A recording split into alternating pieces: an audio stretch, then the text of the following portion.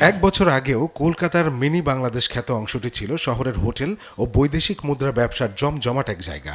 রাজনৈতিক অস্থিরতায় এবং সাবেক প্রধানমন্ত্রী শেখ হাসিনা সরকারের পতনের পর পরিস্থিতি আমূল বদলে যায়। বাংলাদেশি পর্যটকের সংখ্যা প্রায় শূন্যের কোঠায় নেমে আসে, আর তাতে কলকাতার মিনি বাংলাদেশ খ্যাত এই এলাকার ব্যবসা বাণিজ্য মারাত্মকভাবে ক্ষতিগ্রস্ত হয়। এক বছর পরও সেই অস্থিরতার ধাক্কা টের পাওয়া যাচ্ছে। কলকাতা নিউ মার্কেট এলাকায় ব্যবসা বাণিজ্যের লোকসানের অঙ্ক ১,০০০ কোটি রুপি ছাড়িয়েছে বলে জানানো হয়েছে ভারতের টাইমস অফ ইন্ডিয়ার এক প্রতিবেদনে। কলকাতার নিউ মার্কেটের কাছে ফ্রি স্কুল স্ট্রিট ও মার্কুইস স্ট্রিট ঘেরা এই এলাকা বহু বছর ধরেই বাংলাদেশি পর্যটকদের প্রিয় জায়গা। সাশ্রয়ী হোটেল, ওপারের বাংলা খাবার পরিবেশনকারী রেস্তোরাঁ, কলকাতার প্রধান বাস ও রেল স্টেশনের কাছাকাছি অবস্থান আর সহজলভ্য চিকিৎসা সেবার জন্য এই এলাকা ছিল জমজমাট। এক বছর আগেও এই এলাকায় পর্যটকদের ভিড় লেগেই থাকতো। একদা ব্যস্ত এই এলাকার গলিগুলো এখন শুনশান। অনেকে বলছেন ক্ষতির প্রকৃত অঙ্ক আরো বড়। ফ্রি স্কুল স্ট্রিটের ব্যবসায়ীরা বলছেন হোটেল, রেস্তোরাঁ, খুচরা বিক্রি, ভ্রমণ এজেন্সি, বৈদেশিক মুদ্রা বিনিময়, চিকিৎসা ও পরিবহন সব মিলিয়ে প্রতিদিন প্রায় ৩ কোটি রুপির ব্যবসা হতো। এখন তা অনেকটাই কমেছে। ভারতীয় ভিসার অসুবিধাই এর বড় কারণ। গত বছর ৫ই আগস্টের পরে তো অনেকেরই ভিসা ছিল, ট্যুরিস্ট ভিসা ছিল, বিজনেস ভিসা ছিল, অনেকের আপনার এটা জানুয়ারি ফেব্রুয়ারি বন্ধও ছিল। তো ওই সময় প্যাসেঞ্জার তো ছিল। তারপরে যখন আপনার ভিসাগুলি বন্ধ হয়ে গেলো, ট্যুরিস্ট ভিসা, মেডিকেল ভিসায় অনেকে একটু অনেক ছিল, দুষ্কর ছিল যে ভিসা পাচ্ছিল না।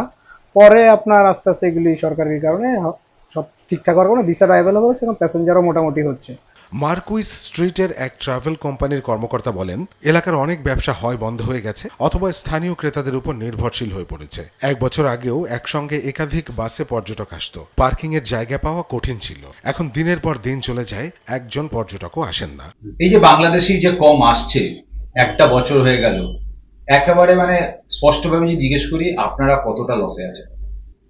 আমাদের মেডিকেল তো লস আছে, ট্যুরিজমও লস আছে। এইদিকে মার্কুইস স্ট্রিট ধরে নিন, আমাদের হোটেলগুলো, অনেকগুলো হোটেল রুমগুলো খালি যে কেন, আমাদের একটা স্ট্রাকচার যেটা তৈরি হয়েছিল আমাদের কলকাতাতে, এটা বেসড অন বেঙ্গলি, বাংলাদেশে যে ট্যুরিস্টরা আসছো তাদের হিসাবেই এটা একটা স্ট্রাকচার তৈরি হয়েছিল আমাদের আছে। এর উপরে আমাদের নিউ মার্কেট ধরুন, বড়বাজার ধরুন, ইভেন আমাদের দিল্লি আর ওইদিকে যে মার্কেটগুলো আছে সবাই একটু ডিপেন্ডেন্ট ছিল বাংলাদেশের উপরে, মানে পেশেন্ট বা পারচেজার উপরে। ওরা এখান থেকে অনেক পারচেজিং করতো, তাতে ওই যে বিজনেসের যে আছে সেটা অনেকটা লসে হয়েছে।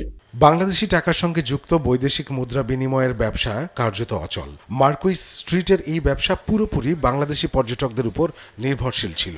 এখন টিকে থাকার জন্য লড়াই করছেন এসব ব্যবসায়ীরা। সে তুলনায় তো ধরে নিন 60% লেস আছে, আর মোটামুটি 20-30% পেশেন্ট আসছে মোটামুটি, যেটা আছে আগের মতন তো এখন নেই। ব্যবসায়ীদের মতে সংকট শুরু হওয়ার পর থেকে এলাকার প্রায় 40% ছোট ও মাঝারি রেস্তোরাঁ বন্ধ হয়ে গেছে। বড় রেস্তোরাঁগুলোও এখন সীমিত বাজেটে চলছে। হাতে গোনা যেসব বাংলাদেশে আসছেন তারা অবশ্য হতাশ নন, বরং ভিড় কম থাকায় একরকম স্বস্তি বলেও জানালেন এই বাংলাদেশি পর্যটক। আমার মনে হয় ওদের বেচা বিক্রি কম, এই জন্য হয়তো খাবারের মানটা মনে হয় একটু নিচে চলে আসছে। দেখেন, আমরা নেবারিং কান্ট্রি, আমাদের এই মেডিকেল ভিসা ছাড়াও আমি যখন প্রাক্তন খেলোয়াড় হিসাবে ফুটবল খেলতাম তখন অনেকবার আমি কলকাতা খেলতে এসেছি, কলকাতা এসেছি, শিলিগুড়ি এসেছি, বিভিন্ন জায়গায়, দার্জিলিং, কালিম্পং, অনেক জায়গায়।